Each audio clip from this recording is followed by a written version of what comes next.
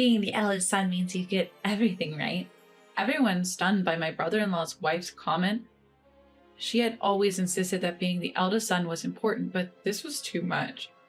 Just as I was about to reply, my brother-in-law spoke up. My name is Sophia. I'm a 32-year-old working housewife. I got married to my husband Owen just last year. We've known each other since elementary school, but our relationship was far from expected. We'd usually argue whenever we met, but during our college years, he confessed his feelings to me. Embarrassed, he scratched his cheek as I looked at him in surprise. I initially turned him down, but from that point on, I started thinking about him more. Half a year later, I was the one confessing to him. We dated for about 5 years after that. We went to tell his parents about our marriage. I was warmly welcomed. My, you must be Sophia. Owen has told me so much about you. It's such a pleasure to finally meet you today. Owen told me you're his first love. We're so happy to have someone like you as a part of our family. Well, I was pleased to hear this from my parents-in-law. Owen looked flustered next to me, his secret laid bare. The fact that I was his first love was news to me. The thought made me feel ticklish and happy. I whispered this to Owen and he turned bright red with embarrassment. The meeting ended on a positive note. Owen has a brother who is already married. We planned to meet them around the end of the year, so we headed home. A few days later, while we were looking for our new home after the wedding, Owen's phone rang. It was from my mother-in-law. Your dad's been in a car accident. He's in the hospital with a leg injury. The doctor says there might be lasting effects. Can you come? Hearing this, Owen and I rushed to the hospital. Mother-in-law was sitting alone on a chair in the hallway. Mom, how's Dad? What's this about lasting effects? Owen, and you too, Sophia, thank you for coming. Your father apparently shielded a child who ran into the street and was hit by a motorcycle. I hugged my trembling mother-in-law, not knowing what else to do. Shortly after, the doctor emerged from the treatment room. His life isn't in danger, but he broke his femur. Given his age, even with rehab, we can't guarantee he'll be able to walk again. You should prepare yourselves for that possibility. We were all at a loss for words. My father-in-law is an active man. Even in his 60s, he's passionate about his hobbies, playing basketball, volleyball, and skiing. The thought of him unable to do any of this was devastating. My mother-in-law looked completely disheartened. However, when my father-in-law woke up, he was different. When we told him about his leg, he just laughed it off. If my legs help save a child, then it's all worth it. I might not lose the ability to walk completely. Even if I do, I'll face it then. I can still compete in a wheelchair, you know. I'm just glad to be alive. I swear, you're one of a kind, but you're right, it's a blessing you're alive. My mother-in-law's face softened, filling the hospital room with laughter. Just then, the door swung open and a flamboyantly dressed woman walked in. Behind her, a man with 3 children in tow also entered the room. Seeing my father-in-law, the man sighed in relief. Dad, I'm glad you're okay, but at your age, you should be more careful. Oh, Benjamin, you came, and you brought Emily too, thank you. The man called Benjamin was my brother-in-law. My husband resembles my mother-in-law, but my brother-in-law looks more like his father. When he noticed us, he nodded and introduced his children. You must be Sophia, right? Thanks for marrying my little brother. I'm his older brother, Benjamin. This is my wife, Emily, and these are our kids. Say hi, everyone. The children greeted us one by one. I returned their greeting, and the atmosphere in the room turned pleasant, except for one person, who looked unhappy. Emily, my sister-in-law. I'm glad you're safe, father-in-law, but you can't use your leg anymore, right? We can't take care of you. We have kids, so living together is out of question. You're not going to impose on us just because he's your eldest son, are you? Nervously fidgeting with her freshly painted bright red nails, my sister-in-law, Emily, casually dropped her bombshell. The room's relaxed atmosphere instantly charged with tension. Look, Emily, don't worry about it. I have no plans to live with you guys. I'm doing fine, and we will go to a facility when the time comes. But wait, won't they charge us for that? Because, you know, we're the oldest son's family. We also have the kids' education to think about, right, Benjamin? At Emily's rude comment, even my brother-in-law, Benjamin, seemed at a loss, nodding uncomfortably. My mother-in-law was visibly shaking with anger. I glanced at my husband and then spoke up. Hi, Emily. Nice to meet you. I'm Sophia, Owen's wife. Let me handle the situation with my mother-in-law. I mostly work from home, so if she stays with us, caregiving won't be an issue. We won't charge you just because you're the oldest son's family. Oh, really? That is such a relief. Nice to meet you. Seeming satisfied, Emily announced it was time for her salon appointment and left. All right, we should get going too. Sophia, please take care of Dad for us. Benjamin left the hospital room, taking the kids with him to follow Emily. What's the deal with Emily? She's unbelievably rude. Yeah, she just showed up about 10 years ago, already pregnant, and my brother married her shortly after. Even my in-laws didn't seem to know how Benjamin and Emily met or started dating. After they got married, they lived close to the family home. They'd drop their kids off and go out. But whenever they were asked for a favor, Emily always refused, complaining about them being the oldest son's family. But when it suited her, she emphasized that point. Mother-in-law, father-in-law, I wasn't speaking on impulse earlier. Owen and I discussed this on the way to the hospital. Right, Owen? Exactly. Sophia suggested it. We haven't settled on a place yet, and a house next door just went on the market. We're thinking of buying it and building a home that accommodates both families. It'll be accessible for you, and we'll cover the costs. Both my mother-in-law and father-in-law were delighted with our proposal. We quickly moved to secure the land. Luckily, both of us have stable incomes, so we passed the financial check easily. Soon after, we began plans to demolish the existing home and build a new two-family house. I suggested a design where we share the kitchen and water facilities. However, mother-in-law had some reservations. If we do that, selling the house later could be a hassle, or so I've heard. When we're gone, you won't need both parts of the house, right? It's better to have the option to rent it out. Also, we'll contribute financially, half of the down payment and half of the remaining mortgage.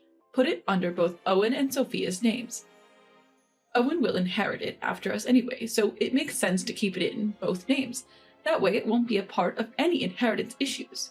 Grateful for mother-in-law's thoughtfulness, we decided to build a fully separate duplex. While it was under construction, we stayed in an accessible condo. Living with parents-in-law was surprisingly stress-free, and every day was enjoyable. Just a few days before moving into the new house, brother-in-law's family showed up unannounced at the condo to visit father-in-law. Brother-in-law's wife, making herself comfortable, commented while sipping the tea I made. Hey, mother-in-law, isn't this a bit much? The house is a fully separate duplex, right? I've considered the same thing. What are you talking about? Sophia and Owen are building this for us. We have no plans to live with you now or in the future. You can't handle caregiving tasks anyway, so don't worry about it. Mother-in-law's explanation didn't seem to satisfy brother-in-law's wife. Not hiding her dissatisfaction, brother-in-law's wife started voicing her thoughts. Look, in the end, Benjamin will inherit the family home, right? Then it's obviously better if we live there from the start, and 5 bedrooms for just Owen and Sophia is excessive. We have 3 kids, and it would be just right for us.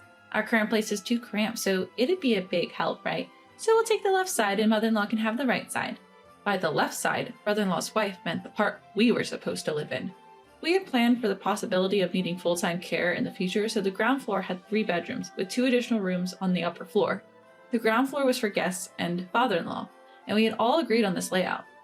Yet brother-in-law's wife assumed that they would use it. So if you're going to live there, you'll cover all the construction costs, right? And you'll also handle the caregiving. That was our plan when we built the place. What are you saying? All of you are supposed to be on the right side, right? If caregiving is involved, cohabitation is essential. We're already living harmoniously, right? Then just keep it that way. We won't have to pay anything. Emily just continued dreaming aloud. In her dream world, her family saves on rent and lives in a spacious home, happy as can be. For the in-laws and us, caregiving becomes easier and we get to see brother-in-law's wife's children regularly, making everyone happy. In her head, we owe it to my sister-in-law, who made the win-win proposal. My father-in-law had been silently listening the whole time, but he now instructed my mother-in-law to retrieve something from a drawer.